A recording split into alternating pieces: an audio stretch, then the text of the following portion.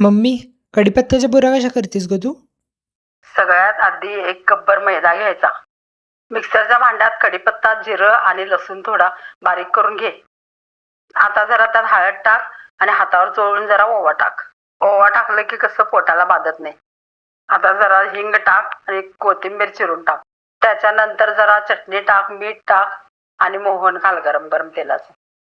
आता जरा जरा पाणी घालून पीठ मळून घे. जरा पीठ घट्ट मळ खरं. पीठ मळून झालं की हाताला जरा तेल लावून पीठ व्यवस्थित मळून घे. पीठ जरा 10 मिनिटं मळून ठेव. ठेवलास तर चालते, नाही तर लगेच केलास तर पण चालते बघ. आता मोठं मोठं गोळं करून मोठी पोळी लाटून घे. त्याच्यानंतर एक वाटी घे आणि त्याच्यानं गोल गोल पुऱ्या पाडून घे. नाहीतर असं कर, दुसऱ्या कुठल्या आकारात शंकरपाळ्यासारख्या केलास तर पण चालतंय बघ. आता काय नाही, मोठं गॅस कर पहिला. तेल तापते चांगलं. पुऱ्या सोडून झाल्या की मग गॅस बारीक करायचं आणि मग नंतर खरपूस भाजून घ्यायचं. मग काय झालं तुझ्या आता कढीपत्त्याच्या पुऱ्या.